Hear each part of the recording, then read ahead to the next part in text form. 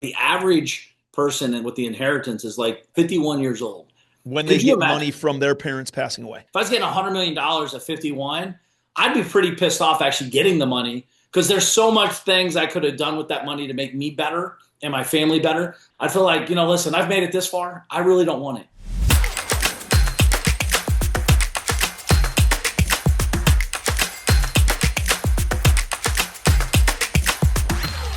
Hey guys, welcome to I'm Rich.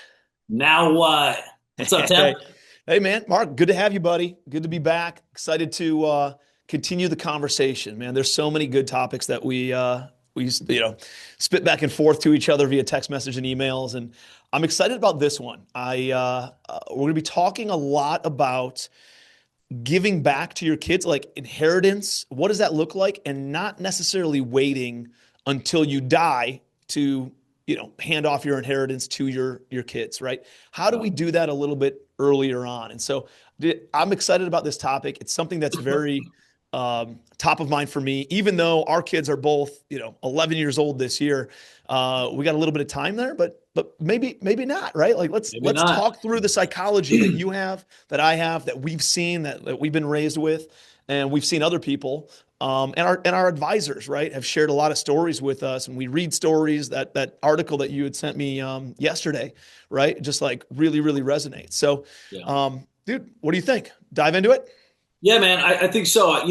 Listen, I think a lot of people have great intentions to die with a lot of money and leave their kids better off than they were, right? That's what all parents want. We all want our kids to be better. I was listening to this lady. She's like, my mom was an alcoholic, left me at 17 years old. I had to become a lady. Then I became an alcoholic, but then I got pregnant and it changed my life. I wanted to be a better mother. And then now my daughter is a way better mother than I'll ever be, right? So we all want that, right? And for some reason, when money starts getting talked about involved in that, it's like, oh yeah, you're just about money, your money, money, money. No, it's because we want them to be better. And the Mhm. truth is, I'm not always necessarily thinking about how can I give my kids more money only, but also more life experiences while we're young and alive, right? Like you said, my son will be 11 in August. My daughter's about to turn 7 here soon. But it's like, dude, they're 7 and 11 once. That's it. You know what I mean? And like, as you know, as they get older, we're not as cool to him anymore, unfortunately, right? To Mhm. some of them. But we can instill so much cool things with them. And, I like initially when I thought I'm going to get rich because I want to give my kids money when I die. Well, what if I die at 80? And if I'm at 80, the kids are now in their 50s and they've went through all this crazy stuff. They had to buy their house on their own. They had to drive a crappy car, blah, blah, blah, blah, all these things because I didn't edit my vision of how I think it should be deployed out. I think you mentioned about your father. Didn't you say your father does some cool stuff for you guys? My parents have never given me money like that, Mhm. nor have I ever expected it, by the way. And I think about that sometimes too. Like, where would I be in life if my mom and dad gave me a lot of money in a young age? Yep. Well, at 20, I might be dead, right? Because there's like different skills and different things. But like 26, 27, 30 ish, oh, I was doing some pretty cool stuff. I could have maybe my business could have been bigger and or Mhm. maybe I could have wasted more. I don't know. But I would have learned faster maybe with more money. Who knows? I Mhm. do think it's something I think people need to start re-editing because I think a lot of old school advisors are teaching people, have this money, do this with your kids, also charitable sides of things. What do you want to do on charity? How do you want to give? Why do you want to wait till you die to give? Why is that mandatory? You know? So I think there's some interesting conversations around this, Tim. Yeah, man. When I was growing up, never really thought about this stuff, right? But my dad's the uh, rich dad, poor dad, like kind of a little bit of both of them. He worked as a police officer for his entire career, always had three jobs, right? So he'd be a police officer, and then he taught um, criminal justice at the local community college, and then he had a part time, or and then he had like a security personnel business, which became decently substantial. Not nothing crazy, but I don't know. I think he made maybe a few $100,000 a year in his part-time business when he was making, I don't know what you make as a cop in the 90s, but 75 grand at his level or whatever it was. But he would make like three times, four times as much money in this part-time business than he made in his full-time job. And he never jumped, right? Because he had this mindset of like, what about health insurance for my kids, right? And my family. It's like, Dad, you could pay $1,000 a month for that and you'd be totally fine. Can you imagine if you, but that was a big impetus of why I wanted to become an entrepreneur and not go to work somewhere else, right? I wanted to like essentially set my own stage. And so, anyways, I saw that growing up. And so my dad was never like, we lived in a very blue collar area, but I never really knew need or want, right? Like I had a car when I was 16, but it was a passed down Honda Accord, right? But I still got a car. And so that was the kind of lifestyle that I grew up with. When I went to college, my dad paid for college for all the four of us, me and my brothers and my sister. And when we got out of college, he would either get us a car, buy us another car, or give us 10 grand. That was like the option. And so it was like there were some setups, right? And I liked that because I was able to then not have to be stressed and totally broke. And guess what? When you give your kid that much money, though, at a young age, I did blow through it, right? Because I was like, oh, well, I'm not going to. And I wasn't a great steward of capital then.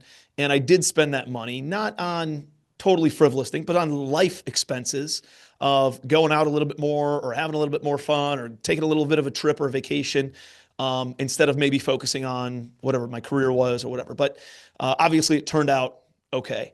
But I think it's also good to have a little bit of cash to mess up with early on in life because it teaches you a lesson that you can't read about in a book, right? By giving your kids 10 grand to go and screw up and light it on fire and then come back to you and be like, I burned through all that money in 6 months or 12 months and I'm so sorry, right?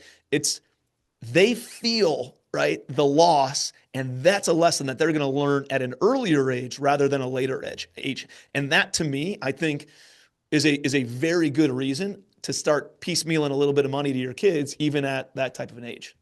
Yeah, they have to like you have to teach them, right? Like there's money has a lot of feeling to it, right? If you got 10 grand and you go blow it, like you said, in 6 months, well, you're going to feel a certain way, especially when you go back to your mom and dad and you're like, I need more or whatever. I always tell my kids this with the bike, they have bicycles and, the go-karts and little motor cars or whatever, and they wreck. I'm like, guys, let's wreck these now.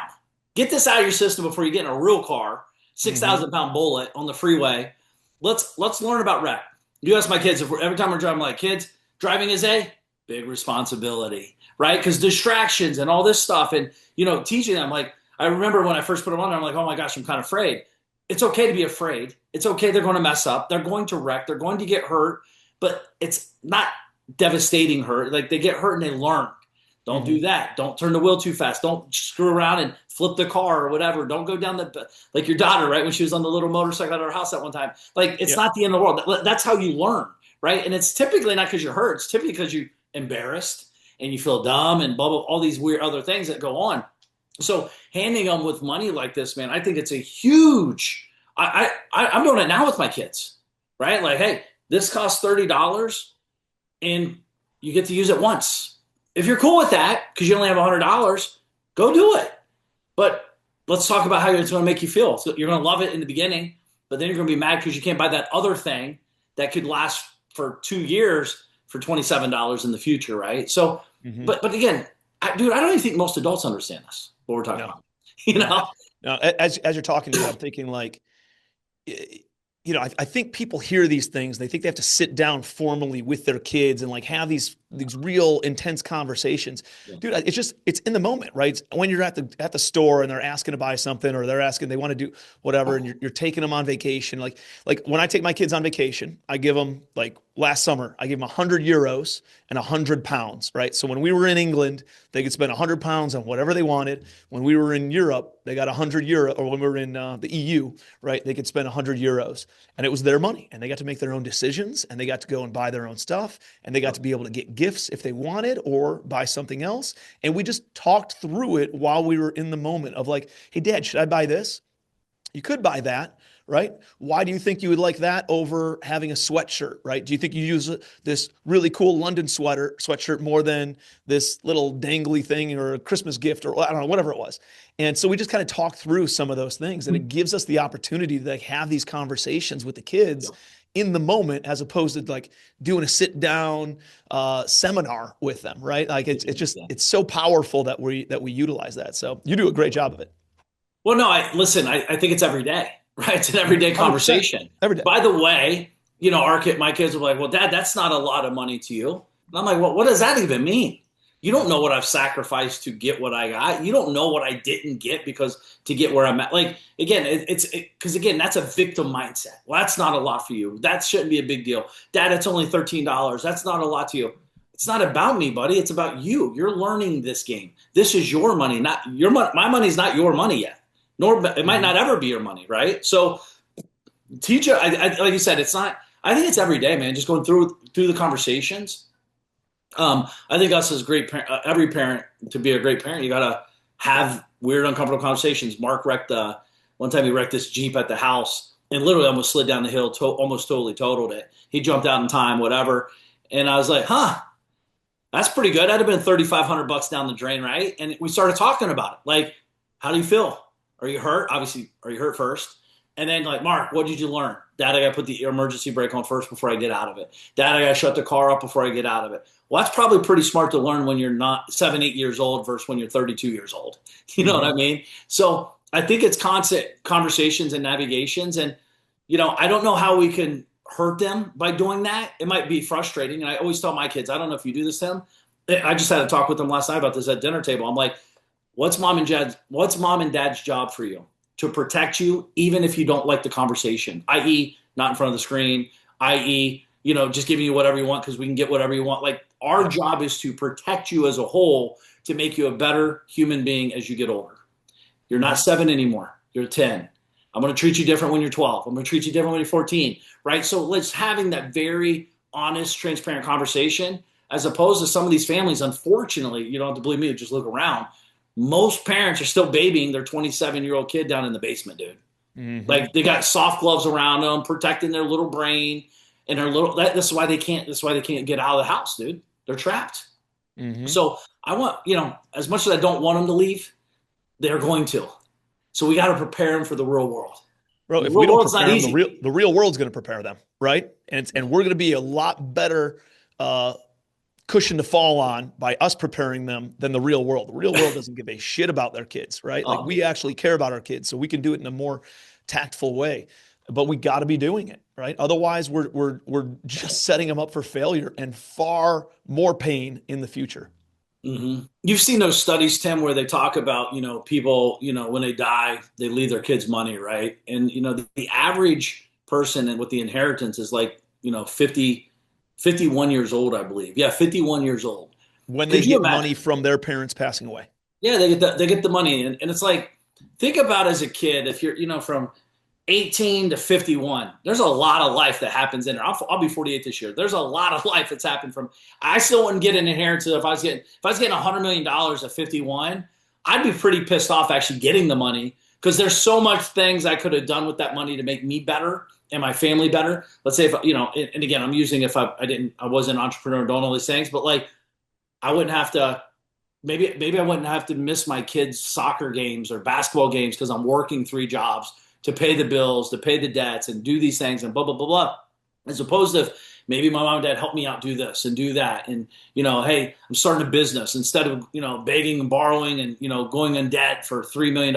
Maybe I had a fund where there was money there where I could pull from, or again, obviously responsible and all this stuff.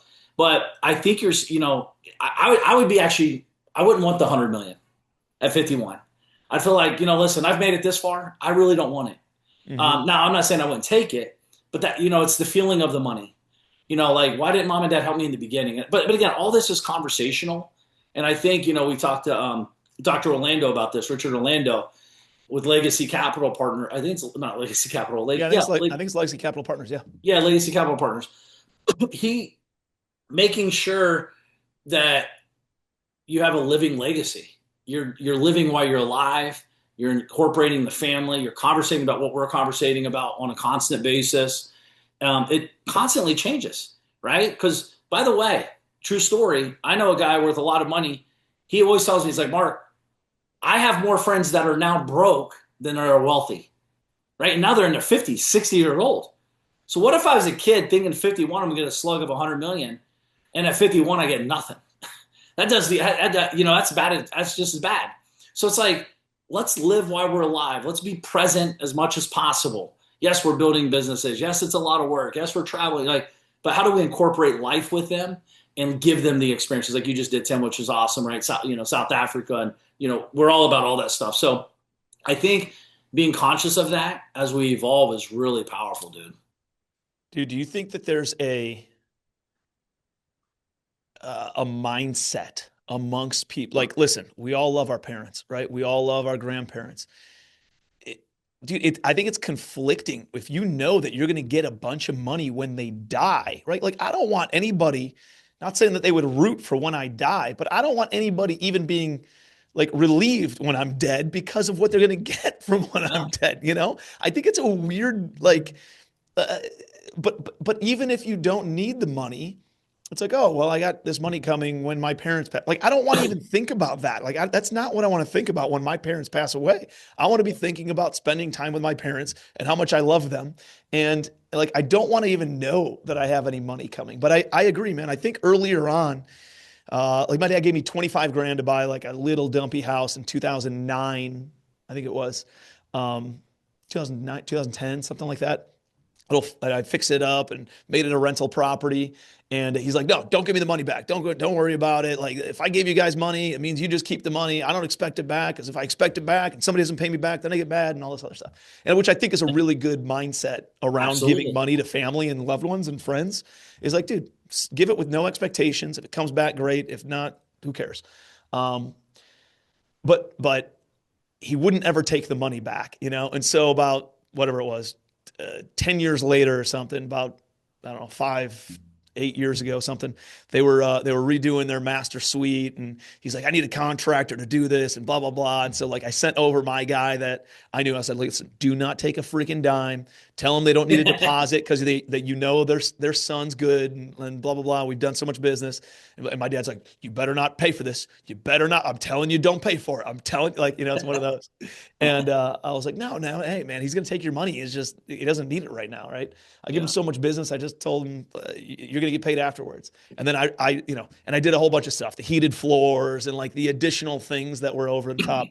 And it was like 35 grand for master suite, and their bedroom and their bathroom and stuff to do it. And I took care of it. And it was like, I was able to pay it forward, right? Or pay it back to them, Yeah. and in a roundabout way. But like, that's the kind of stuff. I think that's a good mindset without the expectation of getting that back.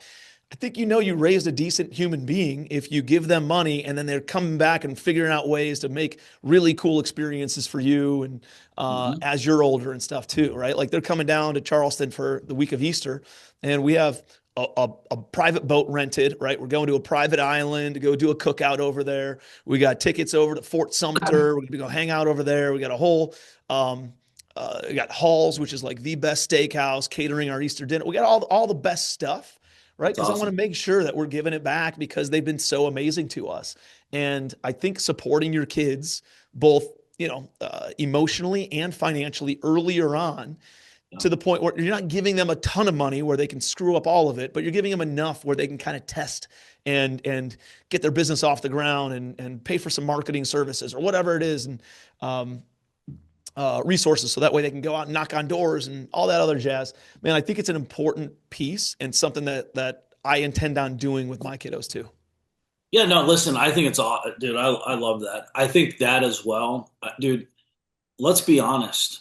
Maybe your kid doesn't want your money, right? Maybe you're a controlling parent, and that's how you keep them under control, is you dangle that little carrot.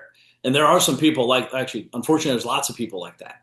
Mm-hmm. And you probably still paying your kid's cell phone bill when they're 38 years old because you want them under your umbrella, if you will.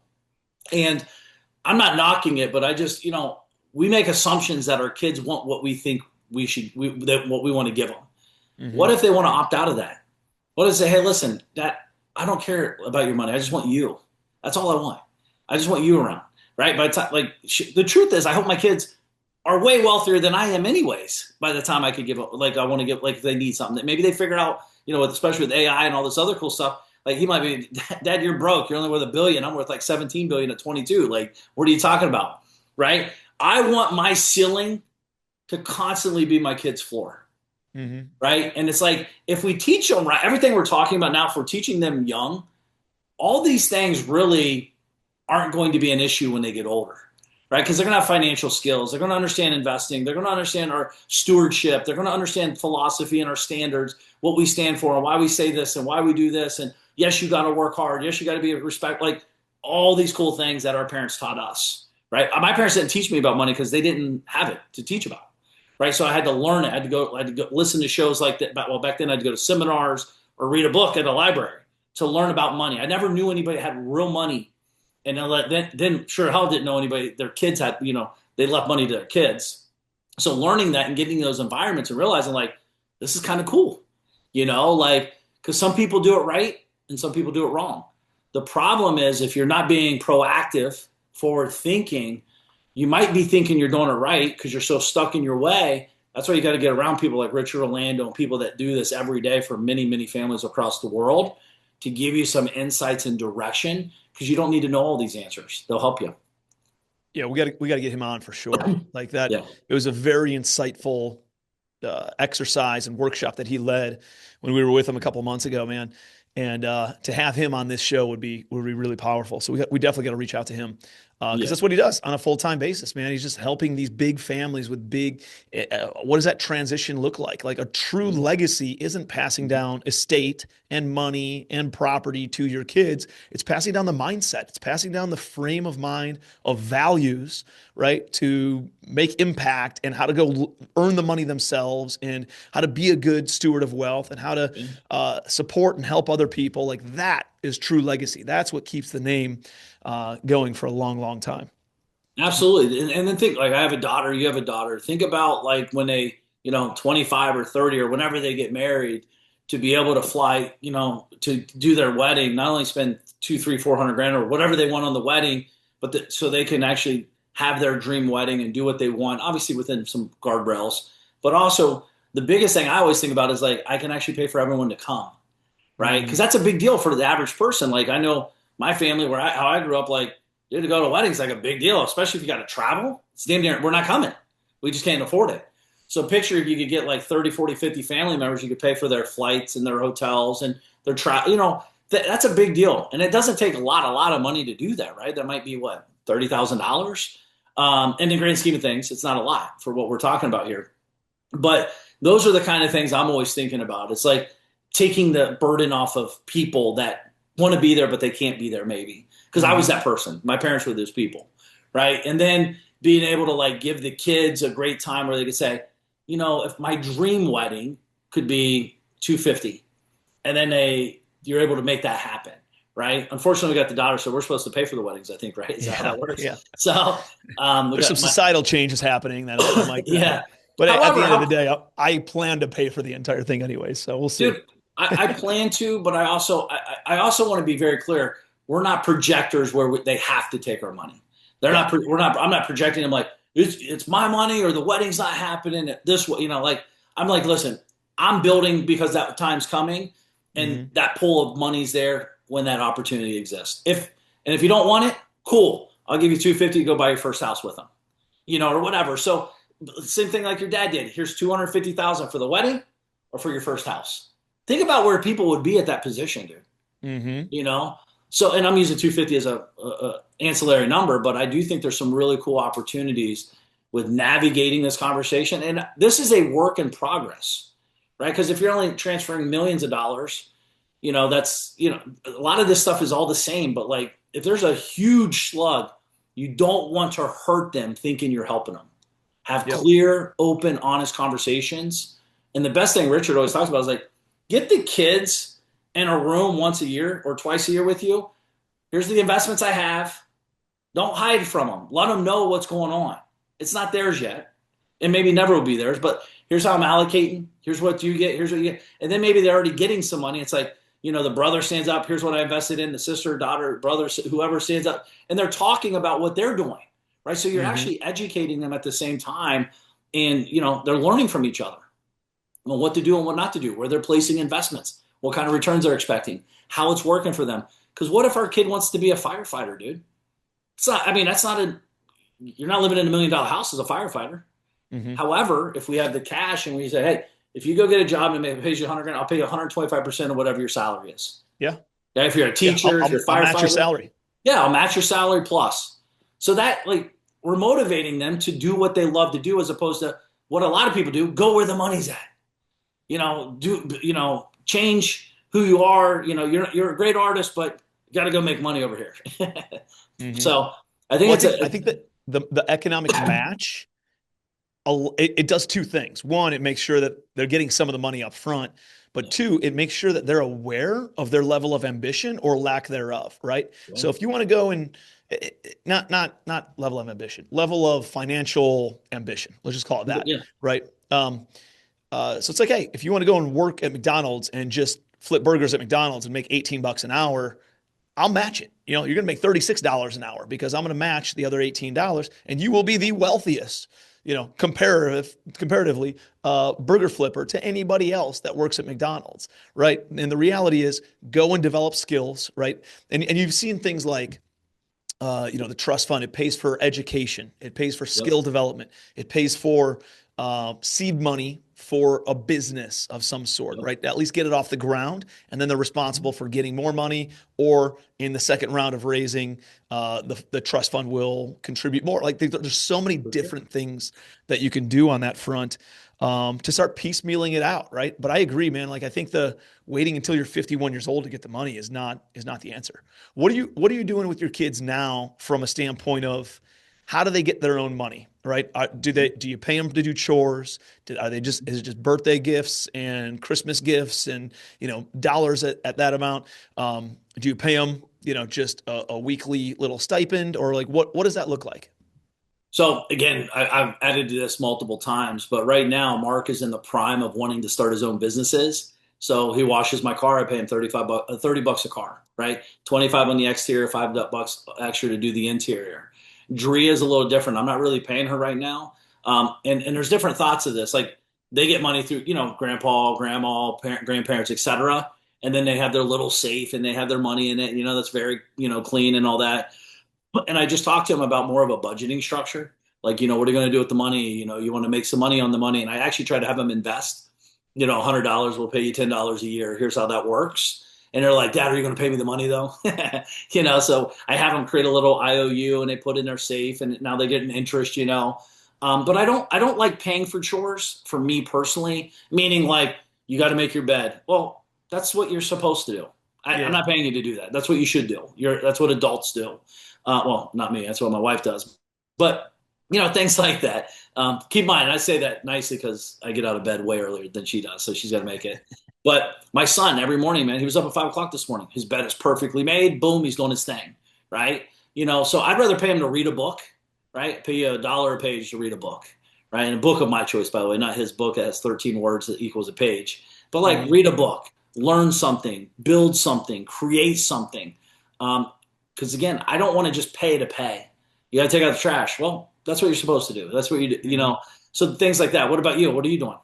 No, it's very similar. Very similar. There are certain contributions that are expected of you for living in this house and being part of this family, right? Like helping to take out the trash, helping to fill up the dog's bowl of water and food, Yeah. helping to clean up your toys at the end of the day every day, so it's not a chaos and a mess.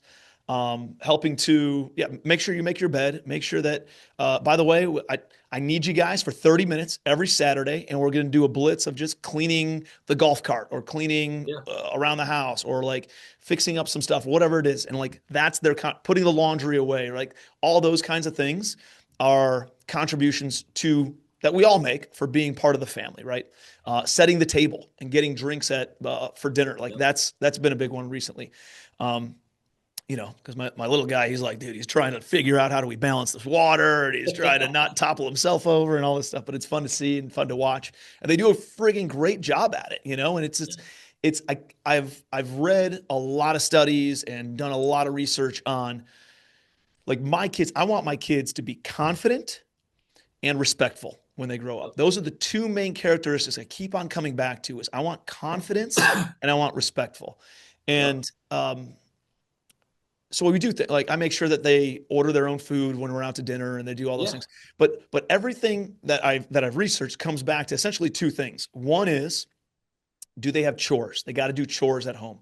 That builds this level of confidence of I can win, right? Or I can do things and I can do hard things and I can overcome things that I didn't think I could do, or I'm doing things that mom and dad typically do, and which means I'm more capable, right? And so it builds a lot of confidence in that regard. And then the goal setting is number two. That always comes up. Helping your kids set goals. Here's the goals that I want to set from a standpoint of financial goals, mental and spiritual goals, physical goals, and financial goals, right? Yeah. And so, did I do all those right? Did I say financial twice? Yeah. No. Sorry, financial, mental, spiritual, physical, and relational goals, Relation. right? And so we make goals, a couple of those, and right now, it's more of a New Year's resolution, goal setting type thing that we focus on. But I want to make sure that they have that. I want to make sure that they have chores, that they're very aware of what that looks like. And then Penelope, yeah, she wants to start a business, or if there's certain things that are outside of the normal chores list, absolutely, I pay him money. Like I had him doing some stuff last weekend, cleaning out the garage, and it was an absolute disaster after the winter and all this stuff.